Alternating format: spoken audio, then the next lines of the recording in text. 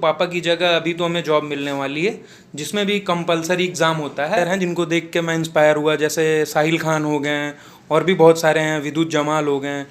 और घर पे ये चीज़ें नहीं हो सकती। अगर कोई भी घर पे रह के ये चीज़ कर सकता है, मतलब सबको निगलेक्ट कर सकता है, खुद के पूरा ध्यान दे सकता है, तो उसको ज़रूरत नहीं है यहाँ आने की, फिर वो घर से ही कर सकता है। मंथली खर्च जो है वो 8,000 10,000 रुपये पड़ जाता है।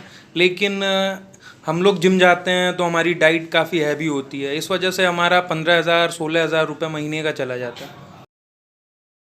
सबसे पहले आप अपना बेसिक इंट्रोडक्शन दीजिए। मेरा नाम निखिल मिश्रा है, मैं गोरखपुर का रहने वाला हूँ और मैं यहाँ पे यूपीएसआई की प्रिपरेशन के लिए आया हूँ। जी जी।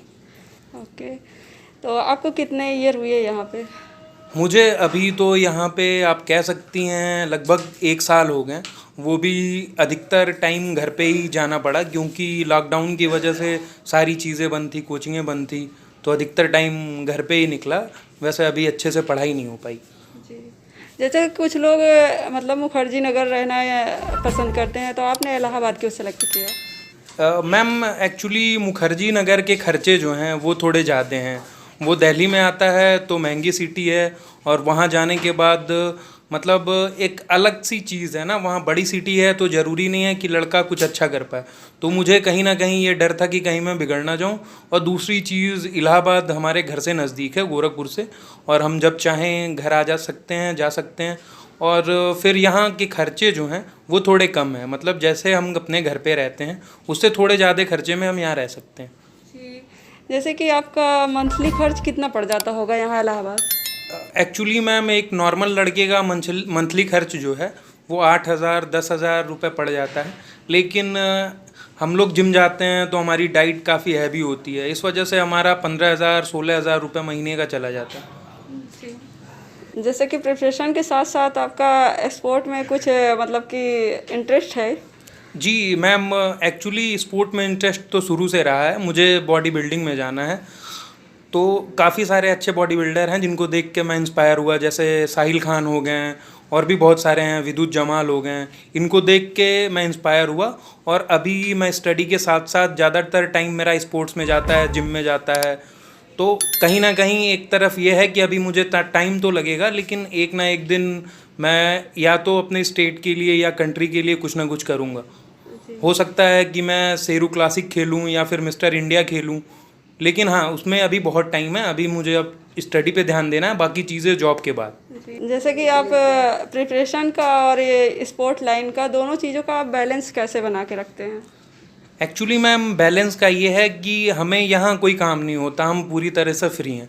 हम सुबह उठते हैं, हम 7 बजे उठे, हमने 2 घंटे पढ़ाई करी 9 बजे तक, हल्का फुल्का कुछ खाया, फिर हम जिम चले गए। जिम से आया तो फिर हमने थोड़ी देर रेस्ट करी, फिर हमने दोपहर भर पढ़ाई करी, फिर हमने दोपहर का खाना बनाया, खाया, फिर रेस्ट करा, शाम में उठे हमने फिर पढ़ाई करी, रात तक करी। इस बीच में थोड़े थोड़े टाइम में हम अपनी डाइट लेते रहते हैं, स्टडी करते रहते हैं और रेस्ट भी करते हैं। तो ये चीज़ें जो हैं वो घर पे थोड़ी नहीं हो पाती क्योंकि वहाँ बहुत सारे काम होते हैं, इसलिए यहाँ हमें पूरा टाइम 24 घंटा मिलता है। तो अगर हम 10 घंटे भी रेस्ट करते हैं, 10 घंटे भी हम सोते हैं, आराम करते हैं, बाकी चीज़ें करते हैं, तो भी कहीं ना कहीं हमें 14 घंटे मिल गए अपने काम करने के लिए, स्टडी या फिर जिम जो भी है। अपने हिसाब से सर बताइए कि जैसे कुछ स्टूडेंट हैं कि वो गांव में रह के प्रिपरेशन करते हैं, तो गांव में ज़्यादा बेटर होता है या फिर इलाहाबाद रह के? एक्चुअली मैम गांव पे भी बेटर है, लेकिन बेटर कोई कर नहीं सकता क्योंकि गांव पे हमें कई काम होते हैं। जैसे कि हम स्टडी कर रहे हैं, हमारी मम्मी ने बोल दिया बेटा आटा ले जाओ पिसवा के ले आओ, या फिर पापा ने बोल दिया बेटा ऐसा सिलेंडर ख़त्म हो गया ले आओ, रिश्तेदार बीमार पड़ गए हैं, किन्हीं के घर शादी हो गई, कुछ लोग हैं बैठे हुए हैं ऐसे, कोई पार्टी कर दिया, कोई दोस्त घर पे आ गया, रिश्तेदार आ गए, ताऊ जी आ गए, ये आ गए, वो आ गए। तो मतलब टाइम कहीं ना कहीं हम उन चीज़ों को मना नहीं कर सकते, हमें वो करनी होती है। और अगर हम घर पे नहीं हैं तो हम वो चीज़ बिल्कुल भी यहाँ नहीं करेंगे।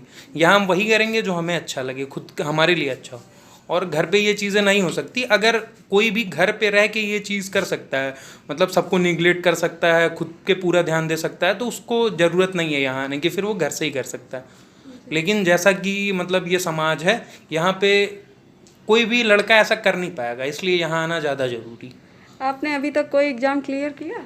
नहीं मैम, एक्चुअली अभी तक मैंने कोई एग्ज़ाम क्लियर नहीं करा है। हमारे पिताजी एसआई थे, तो उनकी डेथ हो गई, तो पापा की जगह अभी तो हमें जॉब मिलने वाली है जिसमें भी कंपलसरी एग्ज़ाम होता है, तो हम उसी की भी प्रिपरेशन कर रहे हैं। और बाकी फ्रेश भर्ती भी आ रही है, हमने इसके भी फॉर्म डाल रखे हैं, इसमें भी हम काफ़ी अच्छा करेंगे। कितने चांसेस हैं कि इस बार आपका सिलेक्शन हो जाएगा?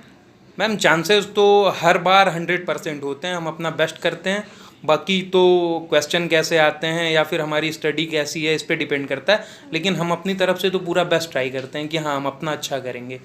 तो अभी जो बिगनर्स आने वाले हैं तो उनको क्या मैसेज देना चाहते हैं कि वो कैसे अपनी मतलब प्रिपरेशन स्टार्ट करें? देखिए, अगर बिगनर्स आते हैं तो वो पहले आएँ, वो एक अच्छी कोचिंग स्टार्ट करें, उनका फ्रेंड सर्कल कैसा है, वो आते ही कैसे दोस्त बनाते हैं, मतलब घूमना फिरना ना हो ज़्यादा, पढ़ाई में ज़्यादा ध्यान दें, ये सारी चीज़ें।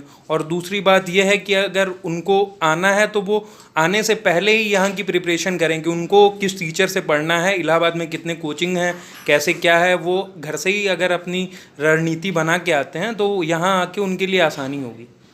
एक यूपीएससी स्टूडेंट को कितने टाइम देने चाहिए अपनी स्टडी के लिए?